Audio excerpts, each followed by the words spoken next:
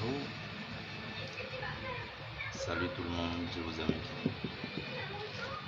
Et bien, je vais mettre un point final pour aujourd'hui à ces trois messages que j'ai donnés.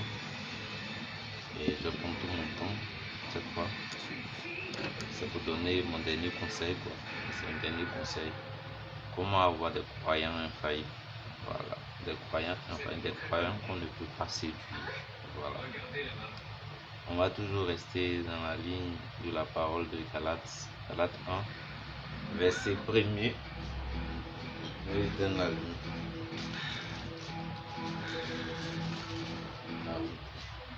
Ok, on va toujours rester dans l'esprit de la parole Galates, 1er, à partir du verset 6 à 9.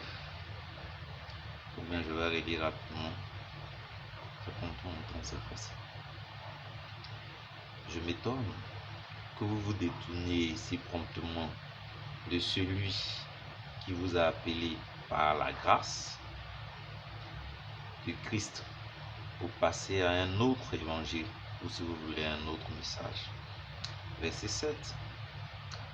Non pas qu'il y ait un autre évangile ou un autre message, si vous voulez, mais il y a des gens qui vous troublent et qui veulent renverser l'évangile de Christ ou le message de Christ, si vous voulez. Verset 8.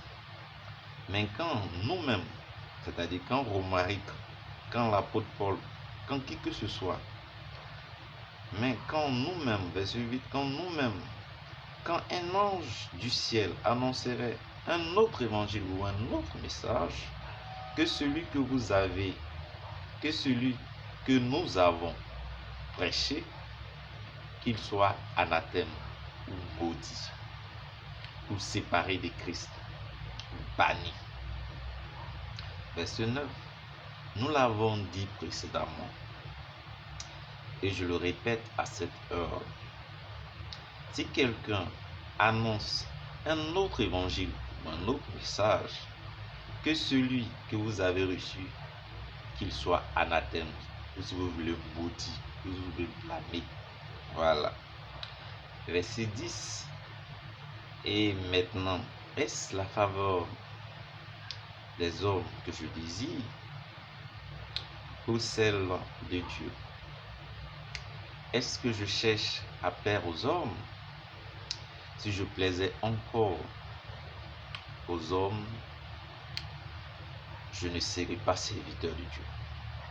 Donc on est serviteur de Dieu, on cherche à plaire à Dieu et non pas aux hommes. Parce que souvent la volonté des hommes diverge avec celle de Dieu. Donc il faut toujours prendre position pour Dieu. Ok, supposez que quelqu'un vienne me prendre en otage et me pousse à dire Jésus n'est pas Dieu, Jésus n'est pas prophète, Jésus est le diable. Et que pour sauver ma vie, j'ai dit autre chose. Je commence à me contredire tout ça. Si j'avais des disciples que je les ai bien formés, ils diront ah, tel message de Romaric, c'est pas biblique, donc on ne prend pas. C'est pareil. C'est pourquoi j'ai aimé William Branham lorsqu'il a dit s'il dit quelque chose qui n'est pas biblique, mettez ça de côté, ne prenez pas. Ça sera la référence éternelle. Si un homme de Dieu, qui qu'il soit, quel que soit le statut qu'il a, s'il vous dit des choses qui ne sont pas bibliques, peu importe, peut-être qu'on l'a contraint, peut-être qu'ils l'ont pris en otage, peut-être qu'ils l'ont proposé beaucoup d'argent pour qu'il dise autre chose. Parce qu'il y a des gens, quand ils ont beaucoup d'argent, ils disent autre chose. Mais s'ils disent autre chose, que ces choses-là ne sont pas conformes à la Bible, que ce soit l'apôtre, que ce soit Romaric, qui que ce soit, mettez ça de côté. Ne croyez pas en ça. Vous croyez aux prophéties qui sont bibliques.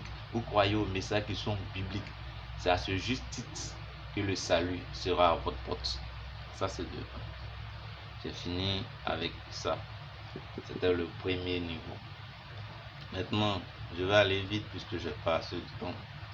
Il y a des gens qui sont mystiques, il y a des gens qui sont sorciers, il y a des gens qui font le mal à outrance.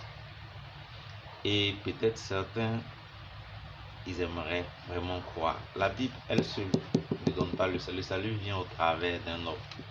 Voilà. Maintenant, si cet homme, il est de Dieu, il va dire exactement ce que la Bible dit. s'il doit prophétiser, c'est dans la ligne, dans l'esprit de la prophétie, dans l'esprit de la parole. En dehors de ça, sa prophétie est faillible. En dehors de ça, son message est faux. Quand le message est faux, l'homme est faux. Quand l'esprit de la prophétie est fausse aussi, également, ça veut dire que ce n'est pas l'esprit de Dieu. Donc l'homme ici est également faux. Par ricochet, vous pouvez être des mystiques et rentrer dans le royaume de Dieu. Ça, c'est quelque chose de paradoxal que je suis en train de dire. Viens prendre un peu ces mages qui venaient de l'Orient, qui croyaient au Messie. Vous pensez qu'ils sont en enfer? Non. Ils faisaient de la magie, ils étaient des astrologues, mais ils croyaient en Christ. Et quand ils l'ont vu, ils n'ont pas cherché à le tuer. Malgré la proposition du roi, ils n'ont pas cherché à le tuer. Donc les bonnes œuvres vont déterminer ceux qui sont déjà à la merci de Satan, mais qui ont la crainte de Dieu quand ils voient un véritable enfant de Dieu. Ils font tout pour ne pas le tuer, ils font tout pour ne pas le nuire. Et c'est cette crainte-là qu'ils ont vis-à-vis des enfants de Dieu, des authentiques, c'est ça qui va prévaloir au jour du jugement, qui va faire que, quoi qu'il temps des mages qui soient sauvés, quoi qu'il temps des mystiques qui soient sauvés, quoi qu'il temps des sorciers qui soient sauvés, parce que la crainte de Dieu a été manifestée en eux vis-à-vis des envoyés que nous sommes, vis-à-vis des authentiques lumières de Dieu qui prêchent selon la vérité, à bon entendeur salut. Ça, c'est pour les mystiques comme les mages qui sont sauvés au travers de leurs œuvres, à travers la crainte qu'ils ont pour les fils de Dieu que nous sommes, pour ceux en qui Christ est. C'est pas cette seule voie-là qui peuvent être sauvés. C'est ceux-là qui seront surpris au jour du jugement dans Matthieu 25, quand Jésus dira, quand j'avais faim, quand j'avais soif, parce qu'ils auront préparé de bonnes œuvres. Eux ne se voyaient pas comme chrétiens, mais leurs œuvres les a sauvés. Ça, c'est le deuxième niveau. J'en ai fini. Maintenant, pour terminer, qu'est-ce que je peux dire? Aimons-nous les uns les autres.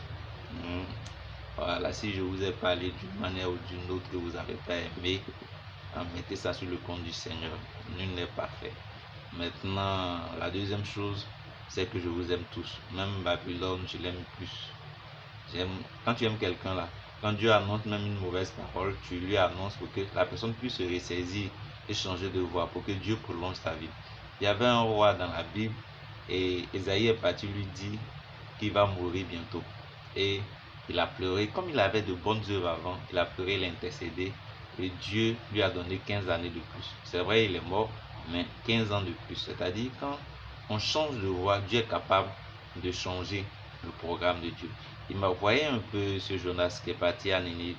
Il a eu à prêcher un message infaillible. Il a dit dans 40 jours. Il n'a même pas dit si vous vous repentez, il dit dans 40 jours, Ninive sera détruite. Et quand les habitants de Ninive ont changé leur comportement, Ninive a été sauvée. Donc, quand une prophétie est donnée, c'est l'amour de Dieu qui est manifesté. C'est à vous, si vous vivez mal, de pouvoir changer de comportement pour que Dieu aussi change sa pensée. Voilà. Donc, Dieu, il a amour. C'est parce qu'il a amour qu'il prévient. Sinon, s'il n'était pas amour, il n'allait pas prévenir par des prophéties. Donc, ne méprisez pas les prophéties, ne méprisez pas les prophètes. C'est Dieu qui manifeste son amour au travers de ces prophéties, afin que nous prenions la bonne décision pour être sauvés. À bon entendeur, salut, que Dieu vous bénisse. Amen.